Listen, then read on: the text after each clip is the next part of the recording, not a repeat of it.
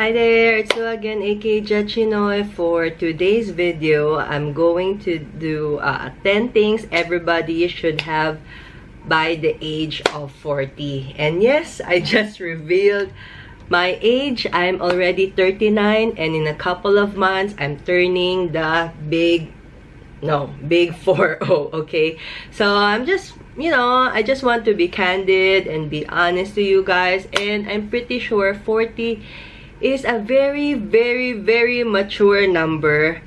By the age of 40, you have done a lot of naughty things, serious things, everything in life, because by age 40, you have lived half of your life. Because I believe the death rate or expectancy rate is by 60, 70 plus. Right? I'm already so grateful if I can just multiply 40 to, times 2, then I can reach 80, right? But what the hell? Anyways, if you are new to my channel, hi there, my name is Lou. I'm a Pinay. I'm a Filipina mom working and living here in Singapore with my family. And if you are, coming back subscriber, hi there. Hi to all of you again. Thank you for watching my channel, and Happy New Year again. In a couple of weeks will be Chinese New Year, Year of the Rat, here in Singapore and all over the world. So I'm just contemplating what will be my next video. And yes, I already put down everything. So this one, based on my experience, based on what I think you should have, because like what I said, I'm going to hit the big 40 in a couple of months. Okay, the number one is the most important one. Even though everybody is saying the money is not about everything, but the number one is really money. Really. Number one is money. You should have savings that if ever you got emergency, you can instantly, like now, you can get money from it. I highly suggest, if you have a bank account for your salary, get another bank account so that for the ones that you save, you put it there, you see. So for example, this is your bank account. You automatically credited into your bank account your salary, right? Your monthly salary. So you take out all your expenses, right? Your usual monthly expenses like rent, monthly phone or cable TV or whatsoever, even your Netflix, right? And then you set aside a savings, whatever it is, like $100, $500 or whatsoever. And then you make it, you make it you make it very constant and monthly. Actually, even though you are not, for example, if you are not really strict, like, oh, this month I can give 100, this month I can give 500, it doesn't matter how much. Of course, the most important is it is consistent. Of course, some months you're going to be not so, financially stable because you are, you have a lot of babayarin, like, expenses. But like recently, we had our AWS here in Singapore, meaning annual wage supplement, that is equivalent to the 13-month bonus there in the Philippines. So I set aside a hefty amount to put it on the other bank account, because you need this other bank account or this savings so that if ever, something happened like there's a recession. If you don't know what recession is, in Singapore, we had that way back, but the business was not doing great. Everybody doesn't have work and everybody doesn't have income as well. So you will have this kind of things like there's recession, or probably the company was bought by another company, or the employer that you have doesn't have any more business, and then you were asked to leave. Yeah, so that is not really good. So if, for example, if you lose your job and then you get an accident, right? Because you will never know. That is not planned. Like, for example, you got accident and you're on hospitalization leave, whatsoever, but, life must go on like that. Then, yes, you don't have that, instant money to get from, especially if you become jobless. Oh my gosh, for me, I highly suggest that this kind of savings, the one that I really do, is like, I highly suggest, please set aside by the age of 40. You should have set aside about, I believe, 4 to 6 months worth of your monthly salary, so that at least this can cover you up, back up you up whenever that negative thing happen. Okay, that's number 1, money. And that includes already the insurances, your investments, anything related to money, especially your hospitalization and your medical insurance, because that one is a very hefty amount.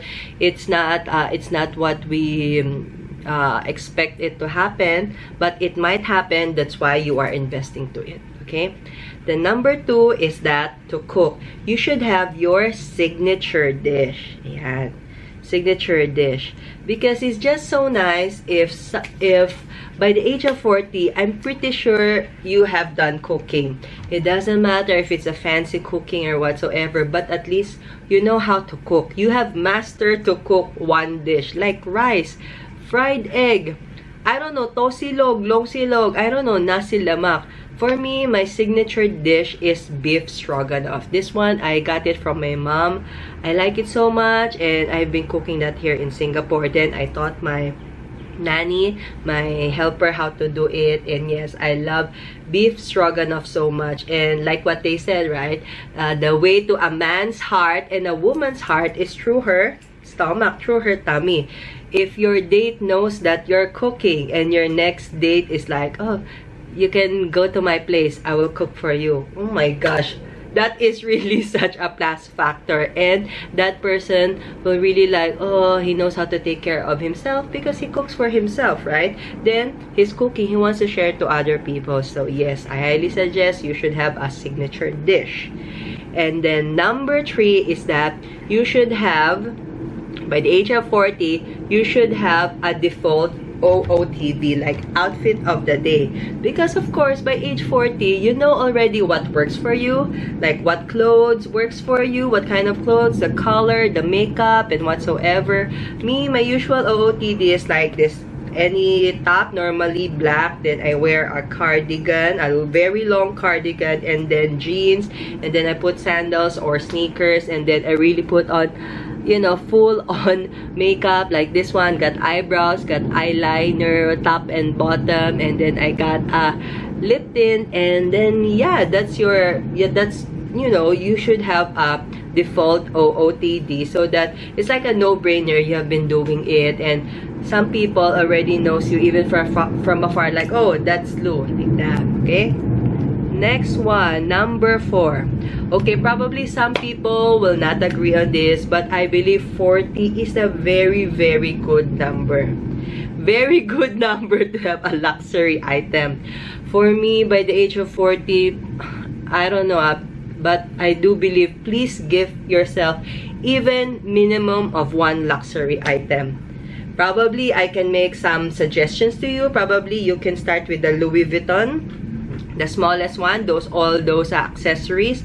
This one, it's a Key-Clay, Louis Vuitton Key-Clay in monogram. So I had this for about a few months or about a year already. So you can start in small items. So I'm going to link all my Louis Vuitton videos below at the description bar. So I'm thinking, like, you know, by age 40, you should have, you know, enough money.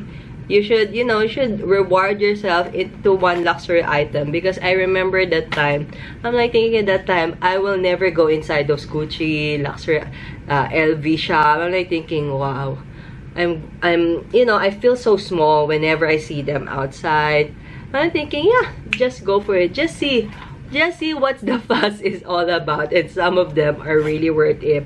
Anyways, it doesn't matter if it's not LV. What matters is what you think is a luxury item. It can be a very, very expensive camera gear or a scuba diving you know, item. But these are the small things that you can start, that I suggest from LV, is that Key-Clay, right? Next one is this one is what do you call this? I forgot the Yes, that is it. But I forgot what is it called. But I like this so much. This is the medium size. This is the next size of the key clay. If you can see, I'm just going to link the name below. You see, I'm not so particular.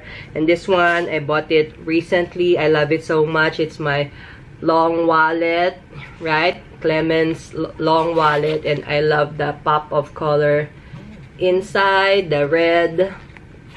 And then if you have, you know, extra more money, then, you know, invest in a bag. This is my recent purchase. It's a Louis Vuitton Clapton. I like it so much. It's very functional and it's very useful to me. So yes, I do believe by age 40 you deserve it.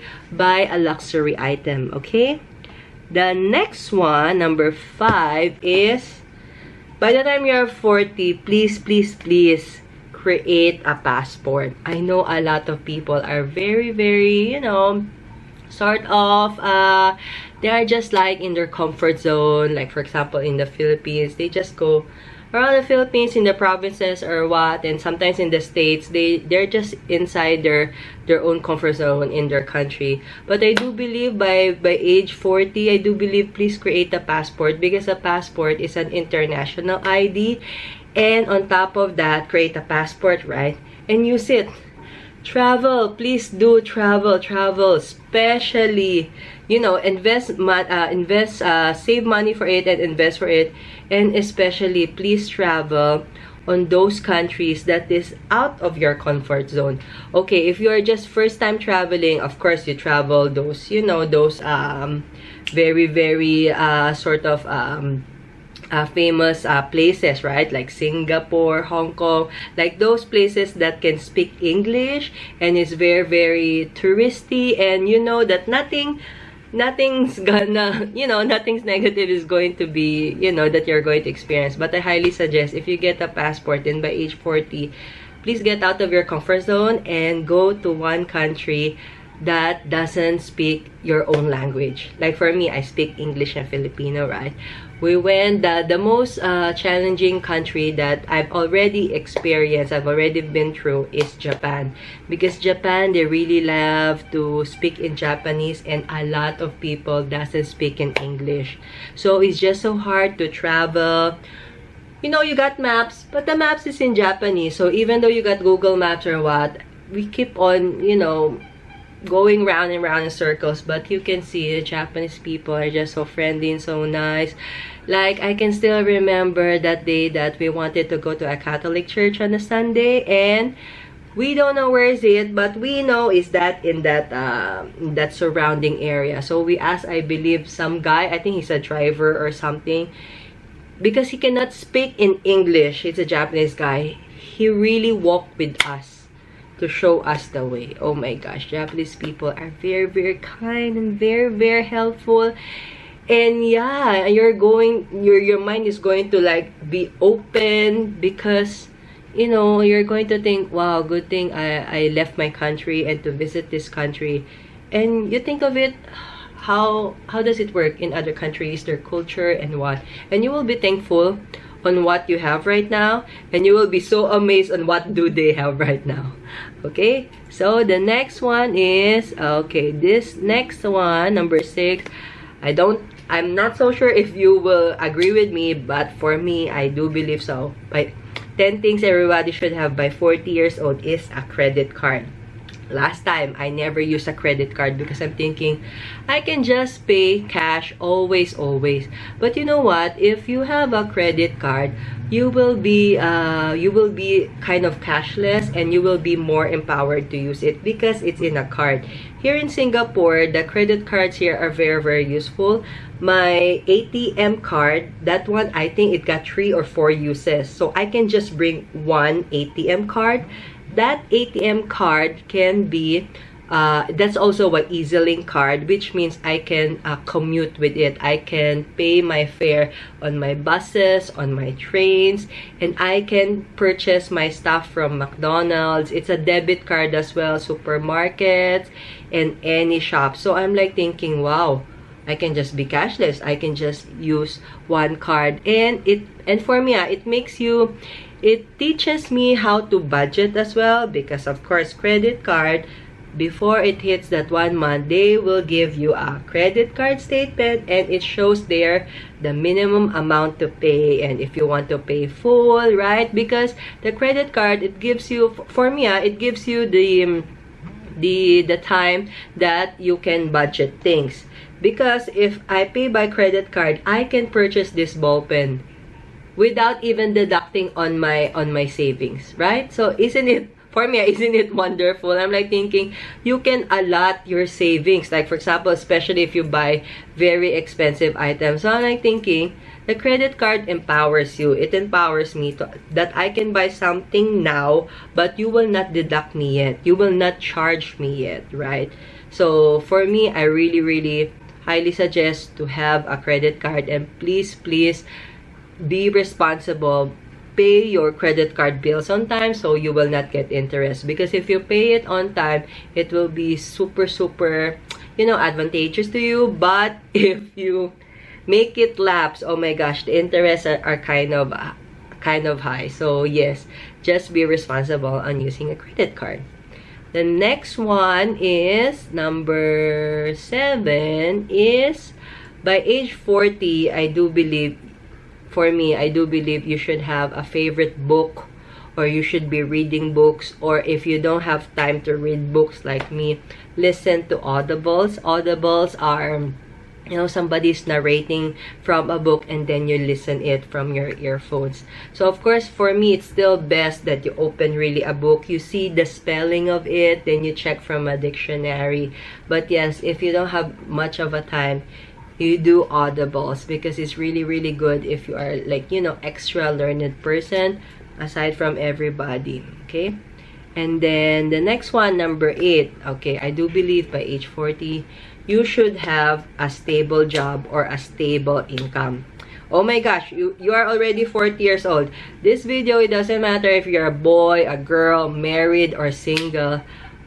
For me, what matters is you should have a steady income, because 40 is a very, very big number, and you should be responsible where you get your next money.